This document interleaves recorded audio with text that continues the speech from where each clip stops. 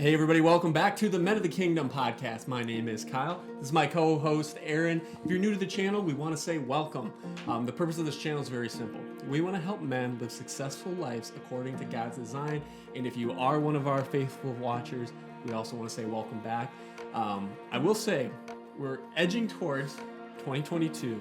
That'll leave us about 31 days, give or take, and our goal is to get to 100 subscribers by the end of the year. So if you're one of our watchers, you have not subscribed, we just want to invite you to do that. The button's right below. Please help us out as we work towards our goal of 100 subscribers. So, other thing on my mind, I know we're a little bit late here, but Thanksgiving was just passed. It was last week, so we want to wish you a very happy Thanksgiving and belated Thanksgiving. And so before we kick off the episode, which we're really excited about tonight, I just want to just share a couple things we're thankful for. Yeah. We have a lot to be thankful for. No doubt. So yeah, why don't you kick it off on one of the things you're thankful for? We'll share a couple, and then we'll get right into the show. Yeah. So I was going to say, too, it wouldn't be a Men of the Kingdom episode without joking about our table. So as you can see, we're at another new table. We just keep bringing some freshness to you guys. Too. New location, new studio. We're ready to rock. Kyle and I have been pumped about this one all day. I'll start, though, and, as an engaged guy, especially my fiance might be watching this. So, Sammy, I'm thankful for you. Aww. Thankful for your family. Really, though, when I think of this year, that's probably the thing I'm most grateful for. I'm excited to be a married man. And if you haven't watched that episode with Sammy and I would encourage you. Shameless plug. Check that out. It's really good. Been one of my favorite episodes, but just grateful for Sammy, her family. Could also watch the episode with her dad, Greg. Just really grateful to have them in my life and to officially become one next summer. So that's what I'll start with. Anyone else that comes to mind that you're thankful for? Yeah, honestly, anyone else? Man, there's anyone. I'm thankful for my fellow man of the kingdom here, my co-host. Thank you. Actually, you always say that I'm the co-host, so I don't know what it is if that works both ways, but yeah, that's another one. Oh man, so very much to be thankful for, and I feel like a lot of mine revolve around people. But one thing I was thinking about today, I was thinking about the question. I would say one thing I'm thankful for is new life.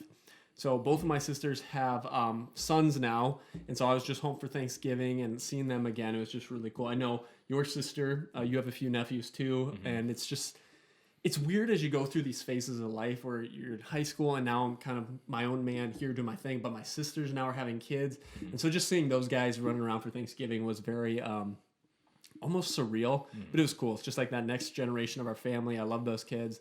I like to think I have a lot of energy, and then I go home and play with them, and I come back. I'm like, man, I need to take a nap or something. So, yeah. So new life is one. What else you got for the second one? Uncle Kyle. So I'd be remiss not to mention it. My first one was cheesy. This one might even be cheesier, but it's the absolute truth. I am thankful for you guys, our audience, our viewers, our Men of the Kingdom, our fellow Kingdom men. It's really cool just to reflect back on any time Kyle and I ever get a text message, a call, a comment. It honestly just means the world to us, just knowing that we have the ability through, God's grace and what we share to change people's lives like you. And we're just so thankful for all the great material that we've consumed. And really, that's the vision for the podcast, right? Yeah. We wanted to create a show that was what we would have needed or what we would have watched before we found it. So I'm thankful that we have the opportunity to do that. I'm super excited about this episode tonight.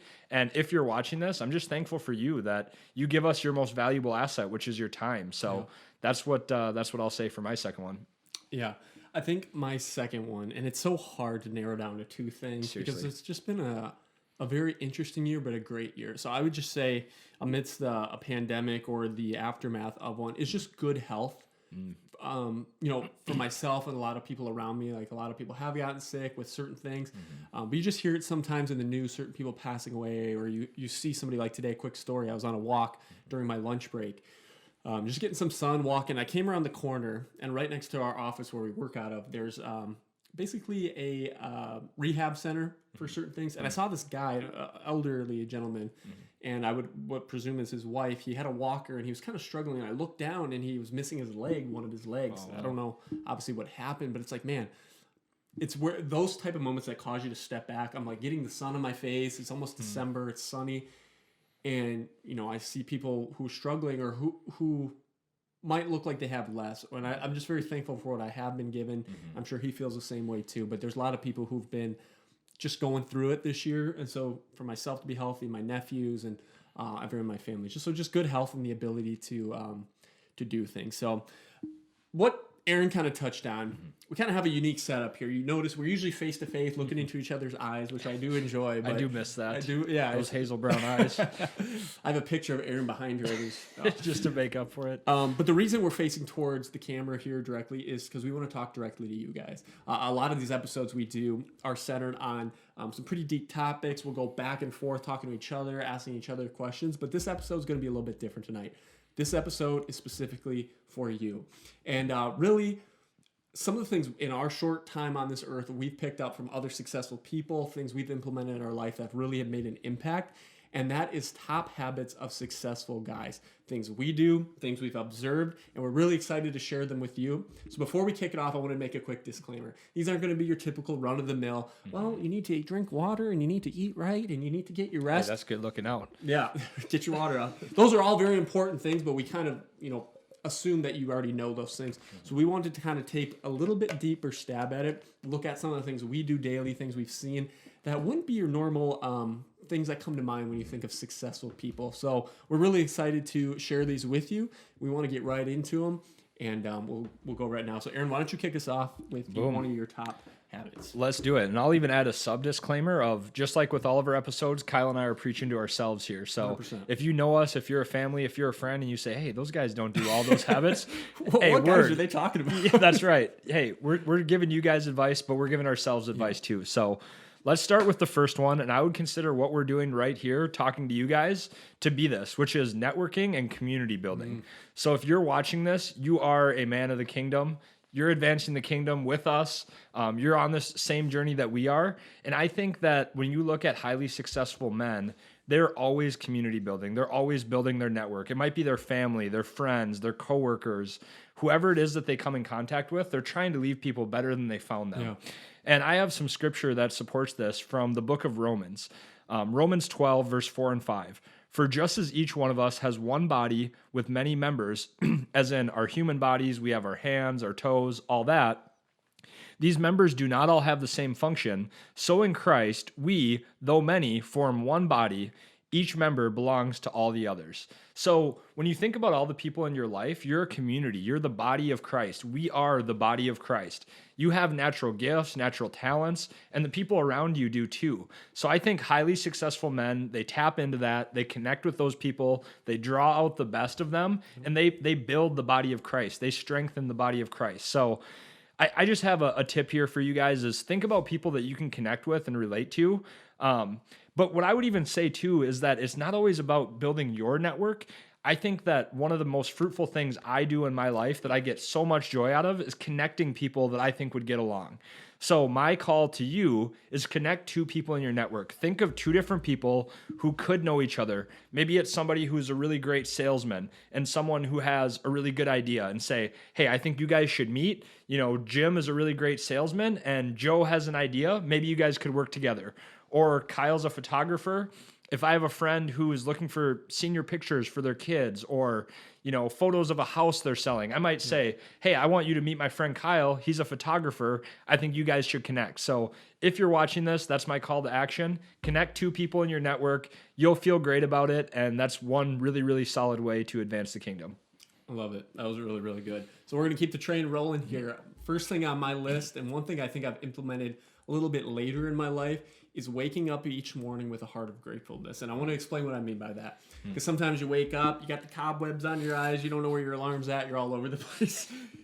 Too real. Challenge yourself this week, just tomorrow. Focus on tomorrow. After you watch the episode today, tomorrow. When you wake up, find something you're thankful for. I was challenged with it today. I woke up, I was a little bit sleepy, kind of laid back in bed here. I tried to put my alarm across the room so I have to get up, but I found myself lately kind of crawling back in bed and laying there for doing a second. That old eight.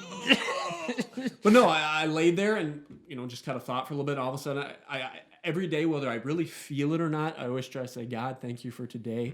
It's a new opportunity. And some things I wrote down is no matter what you did yesterday or didn't do or however you're feeling, if you're waking up in the morning, you're here for a purpose. God doesn't make mistakes. He's not like, oh, shoot, Aaron's not supposed to be there. Or Kyle, what's going on here? No, he has you on the earth for a reason. And if you're waking up and you have air in your lungs, He's got a purpose for you. So wake up to say, whatever it is, maybe you sinned the day before, you met, whatever it is, God, I'm sorry. I'm thankful today. I'm running back to you. And just start your day off on a heart of gratitude. I'm telling you, it'll change the trajectory of your day when you come into contact with people, whatever the case might be. That's my challenge for you. Don't get out of your bed. Do not leave your room until you find something you're thankful for. Really internalize it. And if you need help, just look around. Flip on the news for literally 3 minutes. You'll see craziness in the world. You'll find something that you should be thankful for. And just let that bleed into other areas of your life, but especially the people you meet. I'm telling you, it'll transform the way you go about your life, how you look at the world, and it's going to make you a successful man. So that's point number 1. Dang, the attitude of gratitude. Ooh, I love it. So one of my favorite things about these episodes is that we don't compare notes. So as you're watching this and you're listening and you're saying, wow, Kyle's a really smart guy, I'm thinking the same thing. I'm just soaking this in. I wish I was taking notes. All right. So my second tip is one that really hits home. And I think this podcast is a result of this mindset, which is highly successful men create. And what I put here is that highly successful men create, and, average or moderate men spectate and observe other people's creations. So I'm going to drop Can you a say really... that one more time? I'm sorry. I want to hear that one more time. Yeah, I think need to hear it. said highly successful men create, moderate or average men spectate. And what I mean by that is that you look at the world around you, and another way you can look at it, this has really been convicting for me lately. When I find myself complaining about, I don't like the way that this company does this, or this nonprofit does this, I convict myself of, well, how can I jump in and help them fix that? Or how can I build something that helps resolve that? So I think you should respond to criticism by creating. And a quote I'll leave you with by probably the best creator of our lifetime, of our generation, responsible for, this computer, Steve Jobs, is everything around you that you call life was made up by people no smarter than you. You can change it, you can influence it, and you can build your own things that other people can use. And I would just challenge you, whatever that idea that's in your head, whatever that thing is that you think the world is missing, whether it's a podcast, maybe it's a blog that you could write, maybe it's a product you want to create, a brand you want to start, a business, whatever it could be. And it doesn't always have to be yours. It could be improving existing things too. But whatever it is, just start creating. When you look back at your life, you're going to be so proud of the ideas that you literally took from your head and brought them into reality. God is a creator. He created the universe. We're made in the image of God. We were called as men to be creators. So that's my call to action. Think of what's on your mind and really put in intentional time drawing it out and putting it into the real world. Yeah. I like Aaron said, I feel like some of mine kind of go in line with him. With some of the things he's saying. But my point number 2, I'm trying to make these really actionable things you can do. And this one's going to be uncomfortable for a lot of you watching it. And I don't know if it's the climate we're in, the culture we're living in, or maybe just the personality you have. But one thing I try to do each day is talk to at least one person, a new person a day, and ask questions as if they were the most interesting person you've ever met. Some of the things they say back might not, when you normally look at it, be that interesting. Like maybe they work in XYZ and it's not interesting, but you can inquire and make that person feel really special. It's, a couple things is going to benefit you. One, you're going to become a lot better communicator, and to be successful in life, you have to be able to communicate. That doesn't mean you're on stage, giving presentations to 1 million people, but maybe it does. But maybe it's one-on-one with your boss or whoever, where you need to be a good communicate, and you have to be able to build relationships through that, and have to be able to persuade through that. And that's really, on almost every episode, I feel like I repeat this, when you're living in God's step or design, your natural outpouring will be to love people. So these habits that we're saying shouldn't be I got to do it so I can check off my list. I talked to one person, but it might start that way. Pursue God first. Repent of things you're struggling with. God is love, and when you love people, you will have no other reaction but to want to talk to them, to want to know them, to want to invest into them. So it might be a little bit of a challenge at first. Maybe you're a little introverted, you're a little shy, I don't know what to say. Make it a challenge to talk to one new person. It doesn't have to be profound things. It doesn't have to be, what are your life goals? What are your biggest struggles? Sure. Start small. Get good at building off of questions you ask. So to give you some practical advice, one thing I like to do when I talk to people in any situation, like today was a perfect example. There's a guy at my gym. And if you work out in the morning, there's not a lot of people. You kind of see the same people. Crowd. Same crowd. But this guy wasn't. So I kind of asked him, like, oh, are you new here? Did you start coming here? And he kind of said, I used to live in Minneapolis, and it's getting kind of rough down there. They had a gym in my apartment. I just didn't like it, so now I'm coming here. And from there, you can kind of branch off. And I brought you guys into. I'm like, look for similarities when you're talking to someone. Build on things you have in common. I don't live in Minneapolis. I have nothing in common, but one thing I build up. Oh, actually, that's funny. My roommates, they used to live in St. Paul. Same situation. They had a gym in their building. Really liked it. Just started kind of getting rough down there. Now we live out on the west suburbs here and stuff like that. The more you do it, the easier those come. At first, it might be like they're talking, you're thinking in your head, okay, what do I ask next? What do I ask next? But if you live in the moment, calm down, and just slow yourself down, it'll become easy, and you'll look for just things you can kind of branch off. I call it channels in my head. It's like, okay, they say this. Where are the ways I can branch off? But really, the point is, one, it's going to help you build your communication, but two, you're going to build this network, like you were saying, creating that, and really, you will meet some amazing people. Everyone has a story. There's over 7 billion people on this earth, but each person is just like you. They have a story. They have a family. They have somewhere they're from. They have interests. And it's really interesting when you start to learn about people. And I'm telling you, this is not the point, but crazy things will happen when you're around people, when you invest in other people, when you love people well. They might have something that you're looking for. Maybe, like you said, I'm a photographer on the side. Oh, that's funny. They people think of me because I've had communication with them, whether they know my photography or not. I get recommendations from people, and things just happen. So really, I just encourage you, if you are introverted, you're not comfortable talking to people, just make it a challenge. Talk to one new person, have a conversation, whether it's 30 seconds, 30 minutes, it doesn't really matter. But challenge yourself to keep stepping out. And I'm telling you, you will see your life change. Love people, talk to people. Boom, let's go. That is some goodness. And literally this happens every episode where our points just merge together perfectly, even though we don't compare notes. So one thing you said there is you said it's important to be present with people. That was a topic that I had alone. So my third point is to be present. And I have some scripture that backs this up too from Matthew 6:34 says, therefore, do not be anxious about tomorrow, for tomorrow will be anxious about itself. Sufficient is for the day of its own trouble. So what Jesus is saying there is to deal with each day in tight compartments. So whatever work you have to do today, do that work. When you're at work, work. When you're with your family, be with your family. Yeah.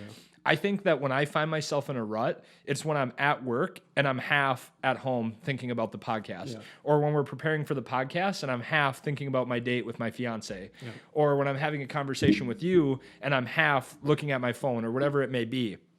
So a way that I've found to do this, and what I think the practical application I would challenge you to do, is to be countercultural and take time to unplug. So what's worked for me is something called the Sabbath. I don't know if you're familiar with that, if you've heard of it, but Jesus shared that he said, quote, the Sabbath was made for man, not man for the Sabbath.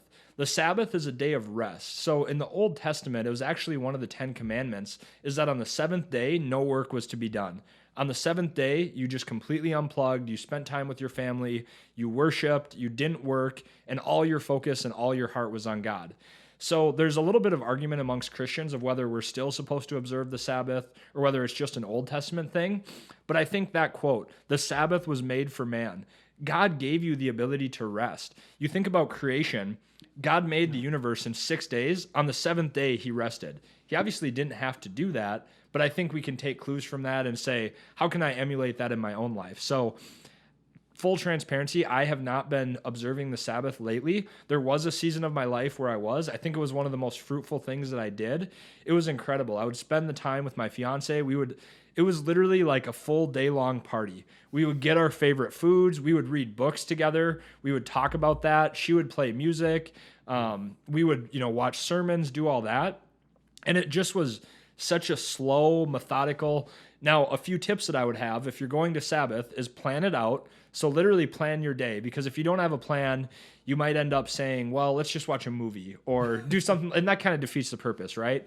Also, too, a Sabbath is not a day off work. When I have a day off work, I'm doing laundry. Kyle might be mowing the lawn. I might say, hey, I'm going to go to the gym and get a longer workout. I'm going to go catch up with this person.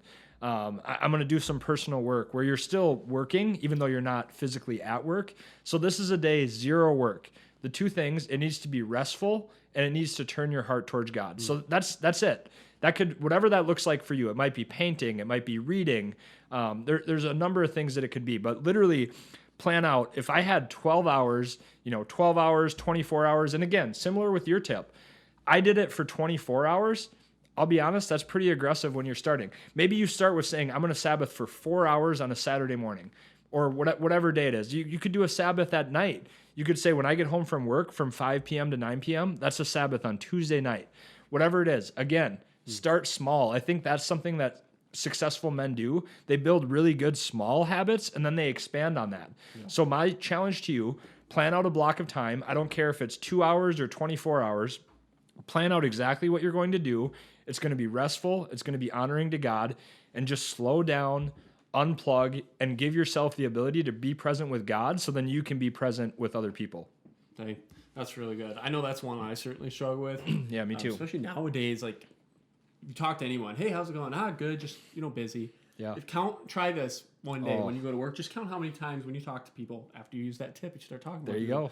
How many times people say they're busy. And a lot of people are busy, but I think a lot of people just throw it. It's kind of like tired. I feel like busy's replaced the word tired. Usually it's, I'm good, I'm just tired. Now it's, I'm good, man, I'm just busy, a lot going on. We're all busy, but I think if you can do what Aaron's talking about, slow yourself down. I know that's been a game changer in my life when I've done it.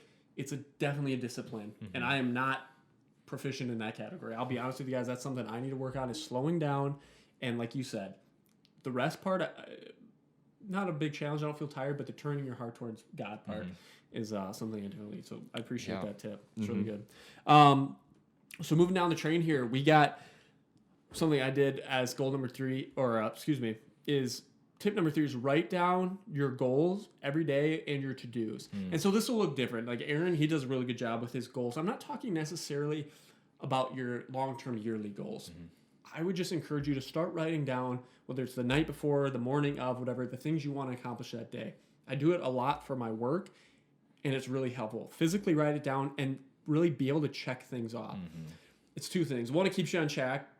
2, you know what you have to get done. But 3, there's something about momentum. And when you're writing things off, I got this done, it starts to build on itself. But if you ever find yourself at work, it's like you kind of know some of the things you have to get done. You get to the end of the day, it's like, man, I just don't feel like I really accomplished everything. Start writing this down. I don't care if it's on a Saturday. Hey, I'm going to do laundry today. I'm going to mow the lawn today. I'm going to contact this person, whatever it is. Start writing that down. Start checking it off. And when you get to the end of the week, you can sometimes look back if you keep track of this stuff. Like, man, I accomplished a lot this week. But it's going to give you a sense of accomplishment. It's going to keep you on track. And it's going to help you prioritize the things you need to get done. We talked about this before, that it's putting first things first. When you can write things down, you can start to prioritize, hey, this item down here, that's more important than maybe this one. Maybe I'm going to flop these. I'm going to focus on these.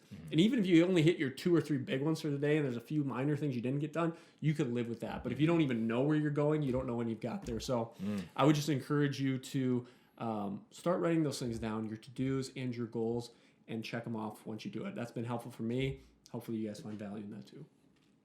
Yeah, that is great. There is nothing better than that feeling of knowing your to-do list. I love how you ended that too, of if you don't know where you're going, you never know when you get there. So that is really good stuff. And I think my next tip actually ties in really nicely to that, because I think it's been a game changer for me. And again, how you said that you struggle with the rest, I think this is one that I honestly struggle with.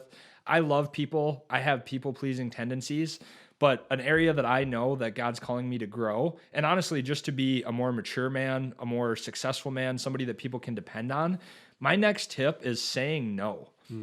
And when you really think about it, that's something that's very countercultural. We're supposed to be trying to do everything. That's why people are busy, right? Yeah. When you look at people that are busy, the most successful people that I know, a lot of times they're not busy. They have wide open schedules so they can think, so they can reflect, so they can focus on big projects, so they can spend time with their family. Right. The more your schedule is cluttered with a bunch of nonsense, you really can't, like you said, keep the first things first. So the scripture I have here, and I love this one, you've literally told me this before, is from Matthew 5:37. Let your yes be yes and your no's be no's. Anything beyond those is evil. So I think what Jesus is trying to say there is that if you want to do something, again, say yes, fully commit to it, go all in. But if you don't want to do something, say no, leave it be that.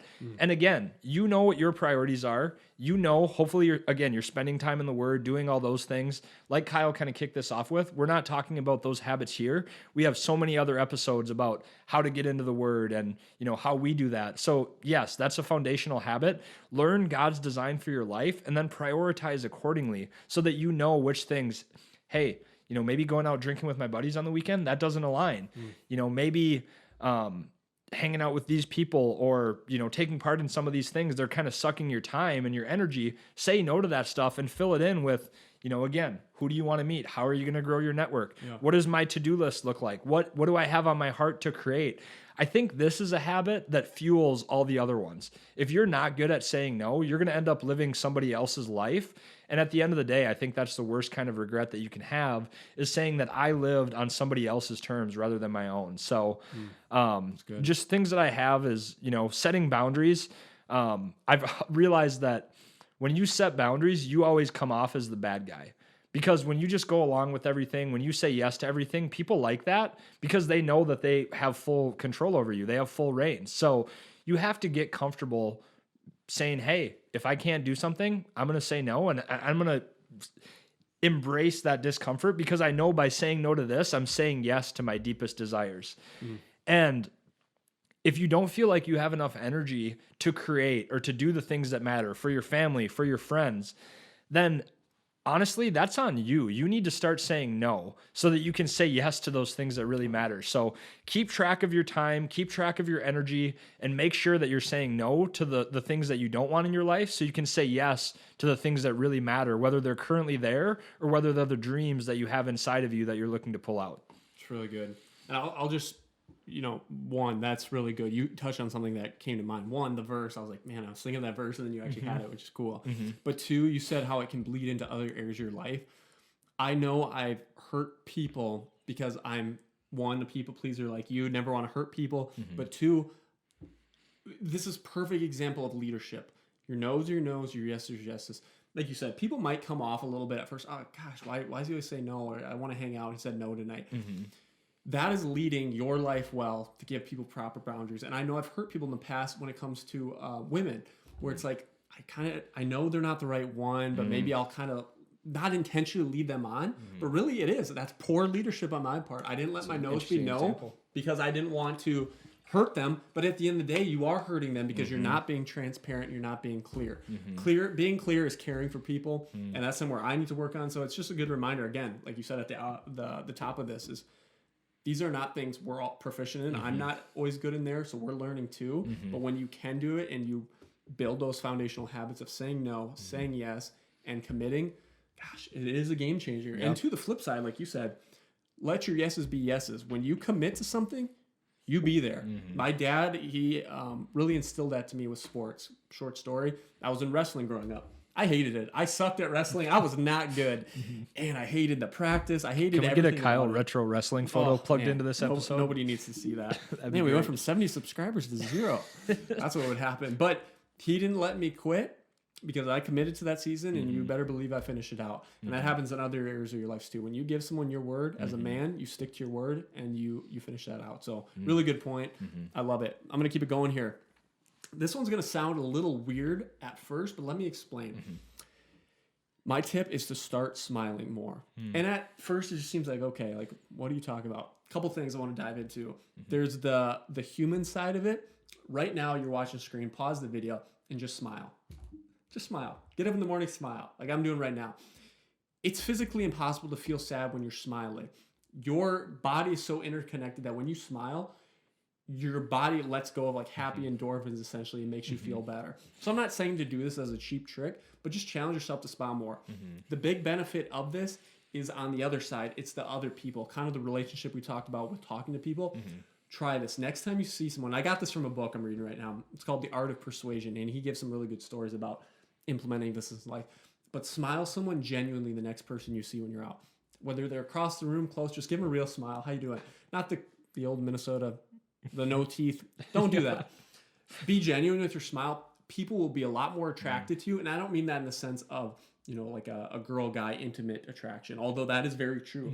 People want to be around happy people. So if you want to have people in your life, get to know people and have those relationships, start smiling more. You'll become more inviting. People will want to come to you. You'll be more attractive. And again, that opens up opportunities to build relationships, and who knows what will come of them. So really just challenge you, start smiling more. People need more happiness in the world. And if you can be that person who can give someone a smile, just think real quick. of time in your life when someone's really giving you a smile, how that made you feel. It's like, man, I want to be around those people. Nobody wants to be around Debbie Downers and pessimists. Start smiling more. It's going to make you feel better. But two, I'm telling you, you'll notice, gosh, people are treating me different. What happened? It's just an infectious thing that's very attractive to people. So I just challenge you, start smiling more. The world needs it. Yeah, that is awesome, man. That's really good. And I wish you guys too could just see it. It makes me smile, no pun intended here, just hearing Kyle talk about this stuff, because I've seen him put it into practice. He's just a really cheerful guy. He's a fun guy to be on, not only on the show with, but to live with, to go out in public with, to do stuff with. Every time we go somewhere, it seems like we're meeting people. People are having conversations with us. We've even had times where we're out to like a dinner and we're laughing, we're joking, we're having a great time. And we look around and everyone around us just looks furious. Like they're in their cars moping. It looks like that episode of SpongeBob where it's like going to work on their 9 to 5. And even just being around someone who smiles, it rubs off on me. Both have great energy. So that's an awesome tip. I'm going to go deep on you guys. So this is my last tip. I am going to go very deep. I'm going to go to the core. And this is the best one I got. So to be honest, if I had to say one, I can't, narrow it down to just one, but this might be my favorite one. And this one is journaling and reflecting. Now, what I'm going to say to you guys is profound. One of my friends, one of our fellow men of the kingdom, Alec, if you're watching this is a quote you said. It's been on my mind ever since. And that is, a life worth living is a life worth writing down. I'm going to say that again because I don't know if you picked up on that. A life worth living is a life worth writing down. Again, it goes back to like what you said with the to-do list. A day worth living is a day worth writing down. Yeah. Never begin your day until you've ended it on paper. And when you look at this, you think of where you're at in life right now. It could be with us, this podcast, right? Before we started this was something we were praying about. Yeah. And I don't care where you are in your life. I guarantee some aspect of your life, you're currently living in the reality that you were praying for at one time. It might be your relationship. It might be the church that you're a part of. It might be friends that you have. It might be a way you've been blessed financially. Whatever it is, you might have gotten healthier. A family member might have recovered from an illness. Just think, you are currently living a reality that at one time you prayed for. Yeah. I mean, that is absolutely incredible, is that there was a time where you did not know that reality was going to happen, and boom, it came. And guess what? A week later, you probably start taking it for granted. I know I do that. It happens all the time. So reflecting on what's going on in your life 6 months ago, a year ago, hard times where God has provided, where you had no idea what the way out was, and you came through on the other side. I think there's a ton of benefits to this. One, it makes your faith and your trust in God grow exponentially because you think to all those other times where your back's against the wall. Just in my life, for you watching this show, I mean, I've had hardships that I don't even think about at times, but even when I reflect on it, my best friend died when he was 18 years old, completely unexpectedly. I had a period of 2-3 years of my life where I think I had 8 or 10 of like the closest people in my life, grandparents, great aunts, friends, stepdad, all pass away in a very short period. And when I think about that time in life, it was so uncertain. I didn't know if I was going to be able to continue school. I didn't know if, my mom was going to be okay, just losing her husband. And where I look at now, the place that my mom lives, the life that I have, the friends that I have, the job, the financial means I have, I've been able to get 2 degrees, my undergraduate degree, my master's degree. Neither of my parents even went to college. Yeah. And again, that I know for a fact that was my grandfather's prayer for me. So we're literally talking generations of prayer that are being lived out right now. Yeah. But that only comes to your mind. You only really let that register if you take the time to reflect. Where have you been? Where were you? And how did you get here? So I have, some other notes here. I just believe that gratitude is really the key to life. Kind of like what you said, the attitude of gratitude in the morning. I think that can be long-term too. The practical way that I do this, and a book that I'll recommend, I've recommended this before, is Michael Hyatt's Best Year Ever. So there's a thing in the military, it's called an after-action review. And essentially you look at what did you want to have happen, what actually happened, and what are you going to do about it? I do a mini one of those every week, and it includes me reviewing all my goals. So I review my yearly goals. I look at all of them. I kind of think about where am I at with these? What do I need to be doing more of? What do I, where am I maybe spending too much time? Okay, that goal's on pace. I can kind of ease up a little bit. I review my goals. I write my wins of the week. I usually do this in a paragraph. Example, this week was a great week. I spent some time with my mom. I recorded a podcast with Kyle. I invested XYZ amount of money. My fiance and I went on a date here. I got a great week of workouts in. But then I go to the improve section. I say, I struggled in temptation this week. I sinned in these ways. Or, I spent too much money here. Or I mistreated this person. I didn't get enough sleep. So week by week, I'm reflecting on what went well, what didn't go well. And then I'm setting my to-do list. Like you said, I set that up the whole week and then I schedule everything out. So again, that helps me say no to things. If it's Tuesday night when we're recording the show and someone says, hey, do you want to come over and do XYZ? No, I can't do it because on Sunday night, I'm planning out, Monday through the upcoming Sunday so that I know where I have to say no to keep those first things first. So when I just look back at where I've been in life and where I'm at now, I'm just so grateful. And I have from 2018 to now, I've been doing this for 4 years. I have 70 pages, 80 pages of notes of each of those years. And sometimes when I get down, I'll go look at my notes from 2018. Honestly, my goals at that time make me laugh. Like I had goals where my goal was literally like, I want to earn $1,000 this month. Like that was my goal. And I look at like how much God's blessed me and how much I'm making now. Yeah. The 2017, 2018 version of me would be doing cartwheels, freaking out, rejoicing. Yeah. So that's my last tip is journaling and reflecting. Again, a life worth living is a life worth writing down. And I think if you start doing that, it also has this weird effect of it kind of slows down time. Yeah. When you take the time to really say, what the heck happened today? What did I do? Who did I bless?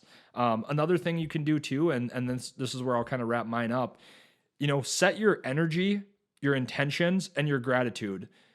Think about what you're excited about. First thing, the attitude of gratitude, your intentions of how do I want to attack this day? Might be smiling more, might be setting firm boundaries, might be I'm going to create something today.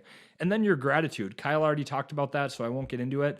But just start really, a lot of these tips too, they have in common. Use pen and paper. Take the time to make to-do list, reflect on your life. Honestly, it's been a game changer for me. One of my favorite ways that I spend my time, and I hope you take that to heart. If you're watching this episode, at the end of today, spend 5 minutes, reflect on the highlights of the day, make your list for tomorrow. You just keep doing that day after day, and I promise you, your life will transform in ways that you can't even imagine. Yeah, Aaron's really good at that. It just came to mind this last Sunday. We were sitting in the same room here, and we got asked to help with moving something. He's like, "Oh, give me like 15 minutes. I have to look at my my weekly review or something like that." It was just cool. Like he's very on top of it. And he's got a lot going on, but he still makes time. I think it might be cool too if we want to link in the description. He uses a journal that's actually by Michael Hyatt, the guy with the book he mentioned, Your Best Year Ever, and it's sitting right over here. You can't see it in frame here, but just the way it's laid out. Can you just talk real quick? How has that been helpful for you? And would you recommend that, I'm assuming, to other people? How has it kind of helped you prioritize things? Yeah, so it kind of ties into, again, saying no. It's helped me immensely with that. I feel like before I really had a plan, I was double booking myself all the time. And honestly, it got to the point where it started to impact some friendships of where I might make a date plan with my fiance, or I might say, hey, I'm going to record a podcast. And then my buddies would say, hey, do you want to, go play basketball on this night? And I didn't know that I already had made plans before. Yeah. So then I have to cancel on them. And that happened enough times that I even had a friend confront me and they said, you cancel on us all the time. And I really took it to heart. I'm like, I got to get this sorted out. Yeah. I'm intentionally, not intentionally hurting people that I care about. So what that looks like is every day you have your big 3 tasks. And those are, again, like you said, the 3 big things that you have to do. So for me today, it is read my Bible, record this podcast, and plan my date night with my fiance coming up in a few days. So again, that could have been a tip in its own for you men. I would try to, I would plan those dates in advance. I've learned the hard way. You don't want to be doing that last minute, but so you have your big 3 and then you have other things too. So daily disciplines, I try to pray with my fiance every day. I try to lift weights or work out every day. I try to call a family member weekly, and I just schedule this in pockets of time. I might do it in the morning. I might do it in my lunch hour. I might do it in the evening, whatever, time I have throughout that week. But on a weekly level, I set my big 3 at the beginning of the week as well. And those are the 3 non-negotiables. So every week I'm going to get 3 of my biggest things done. And then from that big 3 weekly, that's how I set my daily schedule. So honestly, it's all just intentionality, is that I'm designing. I'm not letting life dictate how my week's going to be. I'm shaping my week. And again, too, we make the best of plans, and God's purpose ultimately prevails. So you'll find that it kind of ebbs and flows, and you say, I wanted to do this, I ended up doing something different. That's okay. You have to be flexible. But I think that, successful men create their own lives, and they kind of are the captains of their own ships rather than just being thrown around by life. And, too, like you said, everyone's busy. People say that as if it's like a proud thing. But what comes to mind, one of our mentors, professor at a college we went to, has 4 or 5 kids, department chair of a college, very active, high-ranking military officer, has dogs, is in incredible shape, very involved in the church. He's in the Rotary, on all these things. And I just think about how he lives his life, very intentional. He's getting up in the morning. He's got his lists. He's doing this. And I think those are the kind of guys that I've learned from, is that guys who are on top of it, they have their schedule set and they stick to that. So, I hope that helps you. And that's really what's worked for me. If you have a way that works better for you, more power to you, but just start small. Again, plan one day at a time. Plan a couple hours of your day and just get moving in the right direction. No, I really like that. And that's why we said at the kind of the top of the show, the eating right, getting rest and stuff. We assume those are things you already know, but in order to do what Aaron's talking about and be highly successful and really productive, you have to be doing those things too. I know we're not talking about them now, but if you're not eating right, getting enough rest, you will get burned out, you will get run down, and that's going to bleed into other areas of your life. So that's not my fifth and final tip. I don't think you're getting off easy here, but just want to make that known, because it takes a lot of energy. And if you want to pour out into other people and help other people, you have to be filling yourself up too. Spiritually with the word, spending time with God, but too on the physical sense with your diet, rest, and stuff like that. So yeah, absolutely. My 5th and final tip is kind of an all-encompassing thing in every area of your life. I found this works very well for me in my work, but also in other areas of my life. And that is asking why all the time. And I don't mean that in an annoying sense, like, hey, Kyle, could you grab me a cup of water? Why? I'm not saying that. I'm saying start with yourself internally. Question why, your motivations behind what you're doing. But then I'll talk about the professional side to wrap it up. So in your personal life, think about it right now. You're going to get up tomorrow and you're going to do what? For me, I'm going to go to the gym like I do in the morning. Aaron's probably going to work out. Why? What are the things I do? Is it because I want to be in shape and be healthy? Yeah. Is it because I want to look good and look attractive? Yeah, there's those too. So just start asking those things. It's not always going to be a profound thing, but I think a lot of the things you'll cut out of your life or could cut out of your life that's holding you back or taking up time is because you have the wrong motivations. Hey, I'm just grinding at this work. I want to get money. There's nothing wrong with money, but why? Oh, I want to get this car. Why? Because I want this people to look at me a certain way. Start to ask those things. What are the motivations? I have nothing against nice cars. I have nothing against nice houses. I have no problem with you making a ton of money.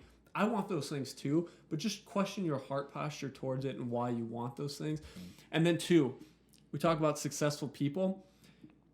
2 things. 1, start asking questions why. You'll start to discover things. It's perfect when you're talking to that one person you're going to talk to tomorrow, because I challenge you to do it. Just ask why on things. Ask questions. And when you start to do that, you start to uncover things. I've seen this work in my own life this last year at work. I feel like I've made pretty big strides, and it's just because I'm curious. If I don't understand something, I'm not afraid to look dumb. I'll ask why. I'll ask a question. And you start tying pieces together. And when you do that, the world just kind of opens up. So I just challenge you to start asking why, start asking questions, start being curious. And I'm telling you, you're going to see your life change. You're going to start to accumulate knowledge. People are going to come to you because you were willing to ask those questions. So those are just things I've implemented in my life. I know this has been a really good episode for myself. Just listening to you. Aaron's a guy I look up to, obviously, a lot. He's a little bit older, a lot smarter than me. And so we really just hope these 10 tips here, these are just a short list of things that make people successful. These are things we've worked in our own life, we've seen happen. And I just really want to challenge you to start applying these. But 2, we're trying to learn from you guys too. We know there's a lot of people watching this show who've done great things, who are on a great trajectory, and who are going to do great things. So if you have tips that you think we could find value in, please share them. Drop them in the comments. Shoot us a message. We want to hear those too. We're always looking for ways to grow, ways to create, and those are just one of the things that make a man successful. So we really do hope you found value in this episode. I know we really enjoyed just talking to you guys for once. We're excited to hear what you have for us. We look forward to seeing you on the next episode. And until then, keep advancing the kingdom.